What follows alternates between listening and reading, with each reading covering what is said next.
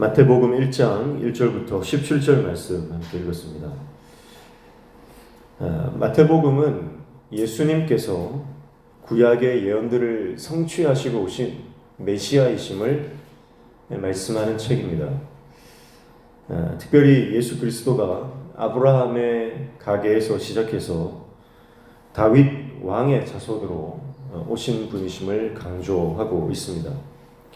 아브라함과 다윗이 강조되고 있다고 하는 것은 이 마태복음을 읽는 첫 번째 독자들이 유대인인 것을 우리가 알 수가 있죠.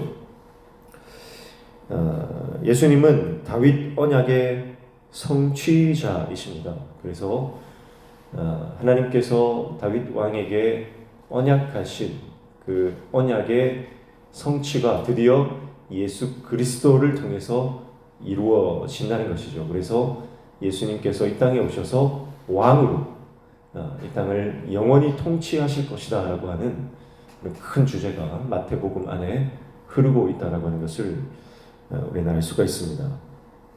그래서 오늘 본문에 보면 이제 예수님의 족보죠. 계보. 계보라고 하는 것은 기원을 말합니다. 그래서 예수님께서 어떻게 이 땅에 오셨는지에 대한 그 기원을 먼저 마태복음의 서두에 싣고 있는 것을 볼 수가 있습니다. 그래서 1절 보시면 아브라함과 다윗의 자손 예수 그리스도의 계보라 이렇게 말씀하죠. 그래서 이 계보를 1절부터 17절까지 이제 넣어 두었는데요. 17절에 보면 그런즉 모든 대수가 아브라함부터 다윗까지 14대요 다윗부터 바벨론으로 사로잡힐 때까지 14대요 바벨론으로 사로잡혀간 후부터 그리스도까지 14대더라 이렇게 말씀합니다. 1절에서 아브라함, 다윗, 예수, 그리스도 이렇게 말씀하고 17절에도 아브라함, 다윗, 그리스도 이렇게 마무리하고 있습니다. 그런데 마태가 이 마태복음을 쓸 때요 원문에는 이렇게 되어 있어요. 1절이 예수가 먼저 나옵니다. 가장 앞에 예수의 계보다. 그는 다윗의 자손이고 아브라함의 자손이다. 이렇게 시작해요. 근데 이제 우리가 한글에는 이렇게 뒤집어서 이렇게 해석을 해놨는데요. 원래는 제일 처음에 나오는 단어가 예수예요. 예수. 그러니까 예수로 시작해서 17절 족보 마지막에 뭐로 끝납니까? 그리스도까지 해서 그리스도로 끝나죠. 그래서 예수로 시작해서 예수로 끝나는 것이 이것이 그 하나님의 말씀 마태복음이 시작하는 그 계보고요. 그래서 성경이라고 하는 것은 모든 것이 예수 그리스도를 가리키고 성경의 처음부터 끝까지 예수님을 말씀하고 있다. 이것을 알 수가 있어요. 그래서 앞뒤가 이게 숨이 쌍난 구조로 이렇게 되어 있는 것을 볼 수가 있습니다. 그러니까 예수가 그리스도다 이 말이죠. 예수가 그리스도다. 그래서 이제 아브라함과 다윗의 자손이라 했는데요. 아브라함의 자손이라고 하는 것은 하나님께서 이 아브라함에게 하신 언약, 그 언약을 강조하는 겁니다. 어떤 언약입니까? 창세기 22장 17절 18절에 나오는 내 씨가 내 씨로 말미암아 천하 만민이 복을 받을 것이다. 그 하나님의 언약을 아브라함에게 주시잖아요.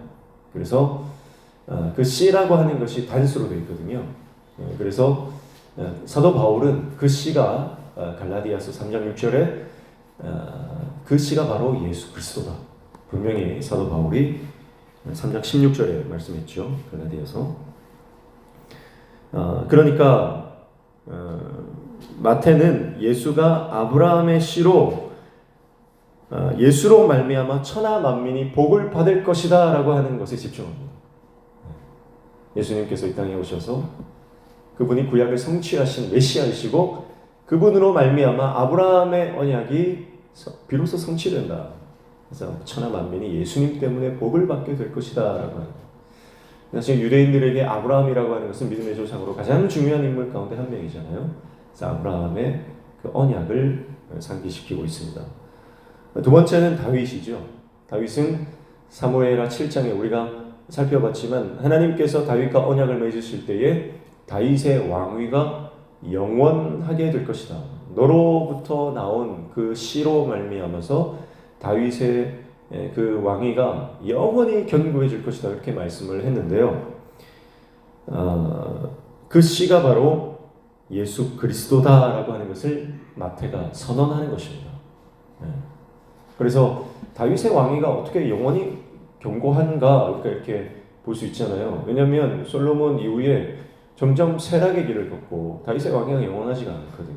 인간적인 눈으로 봤을 때 그렇습니다. 그러나 영적으로 봤을 때 다윗의 왕위, 그것은 예수 그리스도로 말미암아서 이제 영원한 하나님의 통치가 시작된다는 거죠.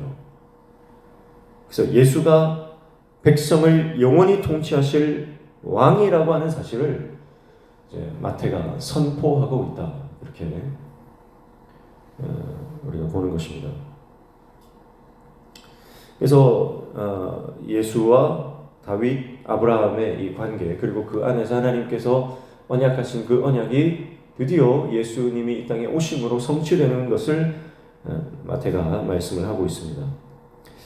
그리고 2절부터 16절까지는 그 계보의 내용입니다. 그래서 아브라함부터 시작해서 이제 예수님이 태어나실 때까지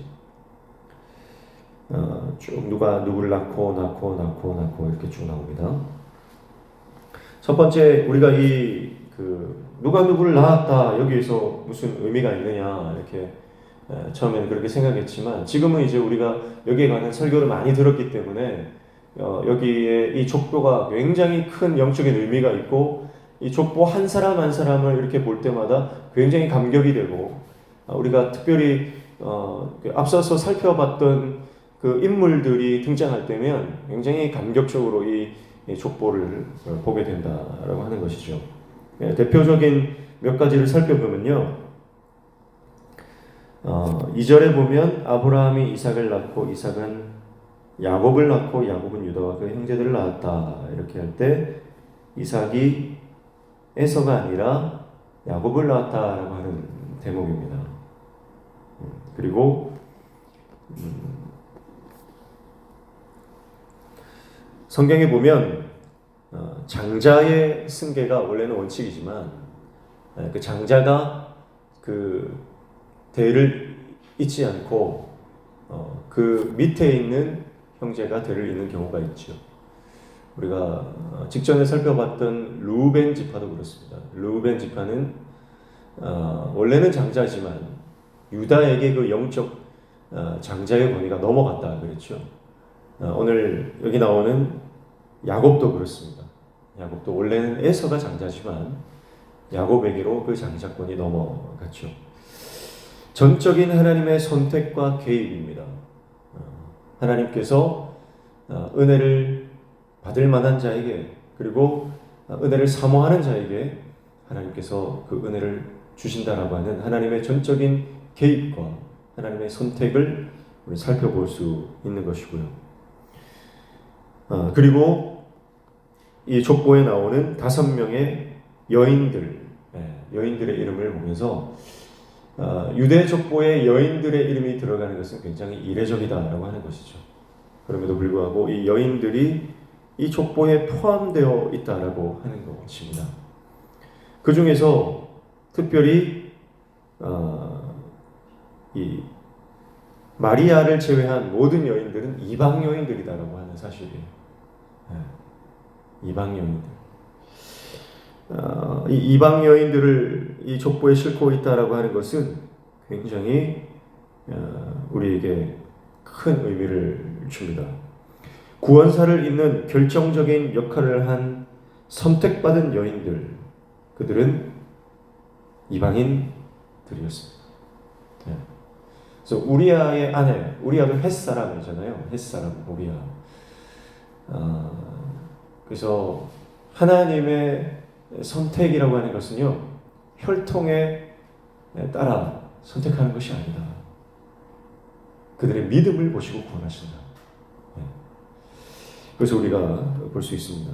예수님은 유대 혈통으로 이 땅에 오셨지만 유대인뿐만 아니라 이방인들까지도 구원하실 메시아로 이 땅에 오셨다는 것을 이 족보를 통해서 우리가 알 수 있는 것이고요.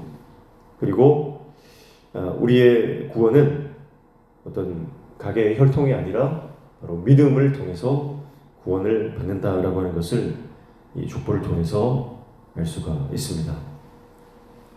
그리고 이제 다윗에게는 왕이라고 하는 칭호를 붙이고 있는 것을 볼 수가 있어요. 다른 모든 이름 앞에는 뭐 어떤 수식어가 붙지를 않잖아요. 그런데 다윗만큼은 그가 왕이다라고 하는 사실을 언급합니다. 그래서 6절에 보면 이새는 다윗 왕을 낳으니라, 이렇게 다윗에게는 왕이라고 하는 칭호를 붙여주고 있다는 것을 볼 수가 있습니다. 그래서 마태는요, 이 다윗 왕을 굉장히 강조합니다. 왜냐하면 예수님께서 이 땅에 오신 다윗적인 메시아임을 강조하고 있기 때문에 그렇습니다. 이것은 예수가 영원한 통치를 가져오는 왕으로서의 메시아를 강조하는 것입니다. 유대인들에게 있어서 이 다윗 왕이라고 하는 인물은 굉장히 절대적으로 추앙받는 인물이죠. 가장 이스라엘 백성들에게는 중심이 되는 그런 인물이라고 볼 수가 있고요. 이 다윗에게 왕이라는 칭호를 붙이는 것은 예수님이 왕이심을 이제 동일선상에서 강조하고 있는 것을 볼 수가 있습니다.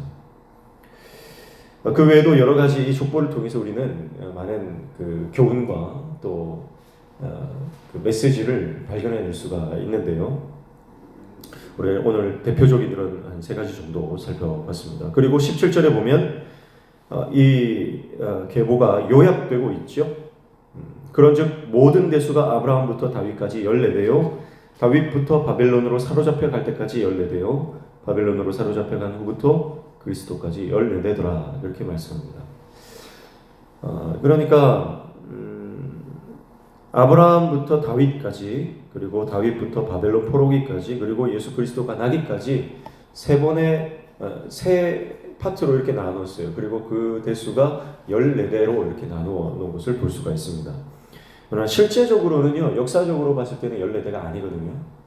예를 들면 라합과 보아스, 라합이 보아스를 낳았다고 했지만 실제적으로 라합이 보아스를 낳은 건 아니에요. 그 사이에는 200년 정도 되는 갭이 있거든요. 그런데 그 라합이 보아스를 낳았다라고 하면서 그 중간에 생략을 하고 있어요. 그리고 8절에 요람과 우시야 사이에도요, 3명의 3대 왕이 있죠. 그래서 아하시아와 요아스와 아마시아, 그래서 약 70년간의 그 3대 왕이 누락되어 있습니다. 그래서 요람에서 건너뛰어서 우시아로 바로 갑니다. 그렇게 해서 의도적으로 14대를 맞추었어요. 왜 그렇게 했느냐? 이것은 분명한 의도가 있기 때문에 그렇게 한 거겠죠. 실수로 누락된 게 아닙니다. 마태가 그 역사를 몰라서 이렇게 한 게 아니고요. 이것은 의도적으로 이 계보를 그 마태가 이렇게 그 편성을 하고 있는 것이죠. 이렇게 배열한 까닭에 대해서는요, 여러 가지 신학적으로 해석하는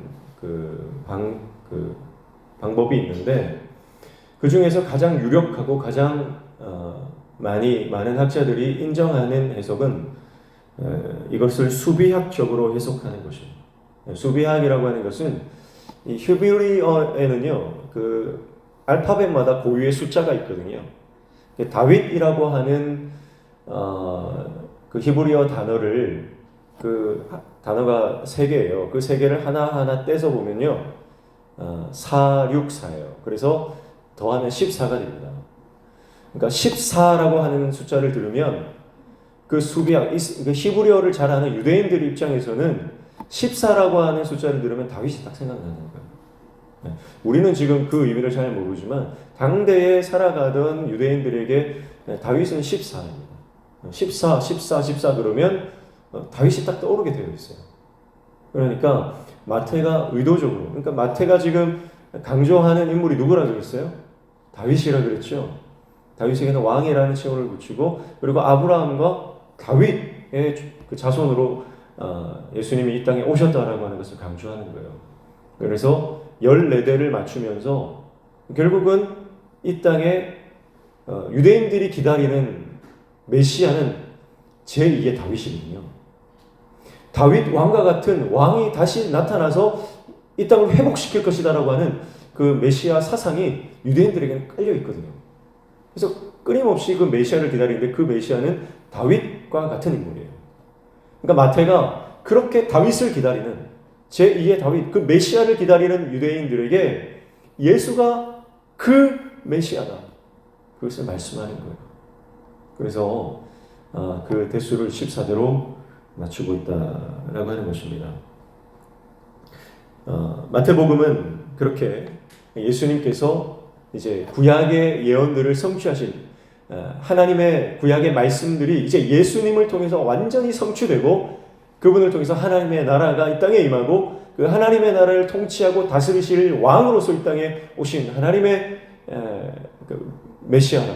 그리고 우리는 그분을 믿고 따라갈 때에 우리는 그분의 백성으로 우리 영적인 회복을 맛보게 된다라고 하는 것을 마태가 강조하고 있는 것을 봅니다. 그래서 마태복음을 쭉 읽어나갈 때 마태가 강조하는 것은 예수님의 삶과 인격과 그의 사역들을 통해서 하나님의 나라가 이 땅에 실현되고 그분은 그 땅에 하나님을 믿는 백성들에게 왕으로서 이 땅에 오셔서 그들을 다스리신다.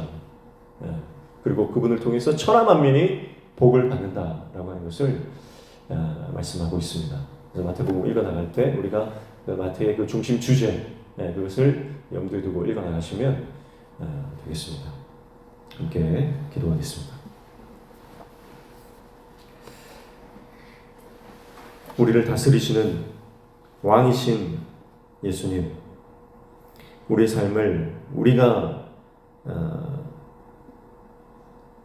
주체가 되어 살아가는 것 아니라 오직 주님을 우리 삶의 온전한 왕으로 모시고 그 말씀에 순종하며 나아가는 참된 하나님의 백성의 삶을 살아가도록 우리에게 말씀과 지혜를 허락하여 주시옵소서. 오늘 이 아침에도 주님 앞에 나와 간구하며 기도하오니 우리 기도를 들어 응답하여 주시고 우리 삶에 막혀진 문제들이 열려지는 형통의 은혜를 허락하여 주시옵소서. 예수님의 이름으로 기도하옵나이다. 아멘.